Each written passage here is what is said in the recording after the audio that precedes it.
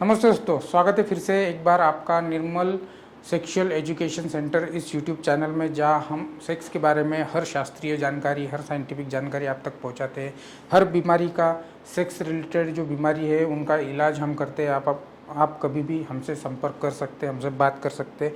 आज का टॉपिक है कि जब प्यूबर्टी होती है, मतलब जब व्यक्ति जवान होता है, तो उनके अंदर कौन से चेंजेस होते हैं। यहाँ हम मेन चेंजेस के बारे में बात करेंगे। जनरली पुरुषों में क्या चेंजेस होते हैं और औरतों में क्या चेंजेस होते हैं, या लड़कियों में क्या चेंजेस होते हैं जब वो युवा अवस्था में आते हैं। जानबूझकर मैं जैसा हिंदी में बात कर रहा हूँ, अंग्रेज़ी में और मराठी में लिखा है, ताकि तीनों भाषा के जो लोग हैं वो इस वीडियो को समझ सके। हमारा उद्देश्य है ज़्यादा से ज़्यादा लोगों तक शास्त्रीय जानकारी, साइंटिफिक जानकारी पहुंचाना, ताकि लोग कभी भी इससे बीमारी से इस वजह से ग्रस्त ना हो जाए, क्योंकि उनको नॉलेज नहीं है। आज हम बात करेंगे कि क्या प्यूबर्टी के समय में पुरुष और स्त्री में चेंजेस होते हैं। जनरली क्या होता है, पुरुषों में जो प्यूबर्टी आती है वो 10 से 14 साल के बीच में आती है, और स्त्रियों में 8 से 13 साल के बीच में हमें ये चेंजेस देखने को मिलते हैं। इसमें मेन चेंजेस क्या है, जैसे हाइट बढ़ जाती है। पुरुषों में प्यूबर्टी आने के बाद हाइट ज़्यादा तेज़ी से बढ़ती है, और औरतों में इससे विपरीत होता है। जब मतलब मिनार्की आती है उनकी, उससे पहले ही उनकी हाइट ज़रा तेज़ी से बढ़ती है और उसके बाद थोड़ा धीरे हो जाती है। दूसरा चेंजेस है कि शोल्डर जो होते हैं, ये जो मसल्स होते हैं हमारे, ये शोल्डर जो होते हैं पुरुषों में जनरली ब्रॉड हो जाते हैं, लेकिन स्त्रियों में ये जो हिप का एरिया है यह ब्रॉड होता है। जनरली आगे भविष्य में जब उनको डिलीवरी होती है, बच्चे पैदा करने में, ये उनका सहायक बन जाता है, तो हिप ब्रॉड हो जाते हैं। ये हमें देखने को मिलता है फीमेल्स में चेंजेस। तो तीसरा जो चेंज है, जनरली पुरुषों में जब प्यूबर्टी आती है तो जो वॉइस है वो डिपन हो जाता है, मतलब मोटा हो जाता है, पतला आवाज़ नहीं रहता, और ये जो हिस्सा है एडम्स एप्पल, ये प्रोमिनेंट दिखने लग जाता है। स्त्रियों में ऐसा कुछ नहीं होता, उनका आवाज़ जैसा था वैसे ही रहता है।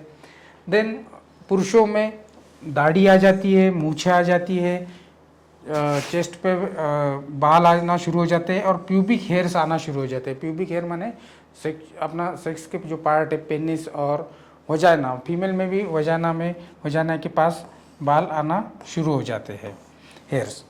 देन पुरुषों में होता है कि जो पेनिस है, मतलब जननांगे जो, और पुरुषों में होता है जो पेनिस है, मतलब जो इंद्रिय है वो बड़ा होना शुरू हो जाता है, जो टेस्टिस है वो बड़े हो जाते हैं, और स्पर्म प्रोडक्शन इन टेस्टिस में होना शुरू हो जाता है।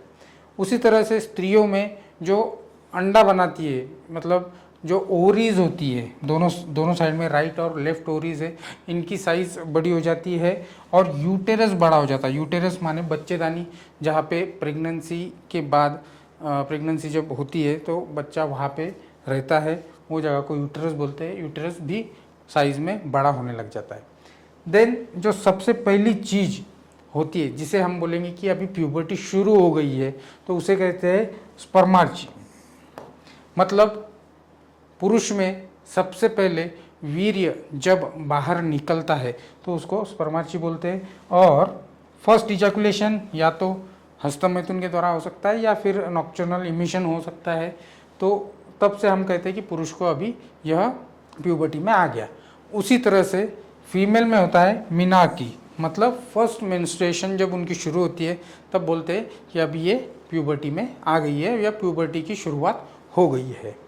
देन कुछ और चेंजेस है, जैसे स्किन ऑयली हो जाना या एक्ने आना, ये मेल फीमेल दोनों में होता है।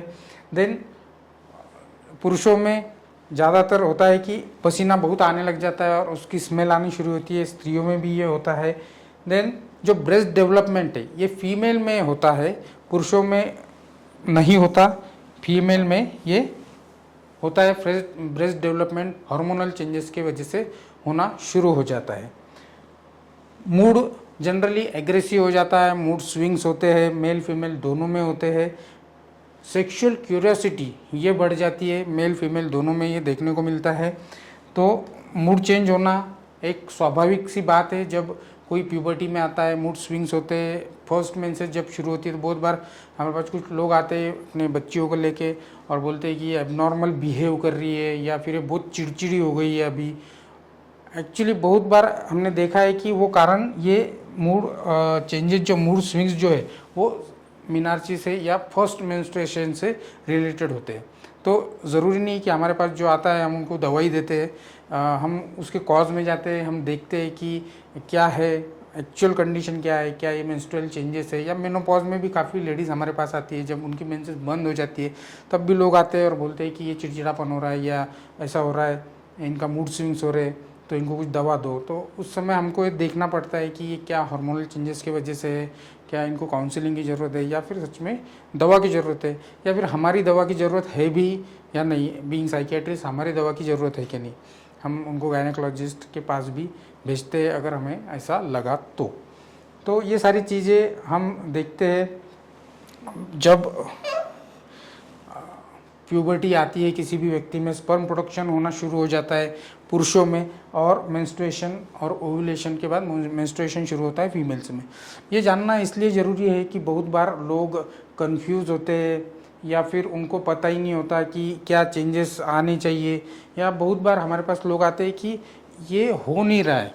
लाइक जिस उम्र में दाढ़ी मूछें आनी चाहिए या जिस उम्र में मेंसेस शुरू होनी चाहिए वो नहीं हो रही है, तो तब हमें देखना पड़ता है कि क्या एक्चुअल कॉज हो सकता है इसमें, क्या हार्मोनल लेवल पर कुछ गड़बड़ी है या और कुछ डेवलपमेंटल लेवल पे कुछ गड़बड़ी है। ये देखकर हम उनको सही सलाह देते हैं और फिर वह प्रॉपर इलाज लेने के बाद वो लोग अच्छे हो जाते हैं।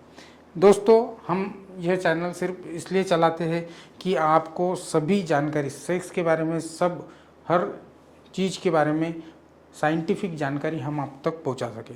आपको अगर हमारे वीडियो अच्छे लगते हैं तो ज़रूर शेयर कीजिए। आपको कुछ लगता है कि आपको कुछ जो हमने अभी तक वीडियोस में नहीं दिया है और आपको वो चाहिए, उसके बारे में जानकारी चाहिए, तो हमें कमेंट में ज़रूर बताएं, हम उसके बारे में वीडियो बनाएंगे। आपको किसी भी सेक्स के संबंधित कोई भी जानकारी चाहिए या फिर आपको समस्या है, खुद आप जूझ रहे हो उससे, तो हमें संपर्क कीजिए, हम ज़रूर आपसे बात करेंगे और आपको सलाह देंगे। So thank you very much. Please share the video. Please subscribe our channel. Thank you very much.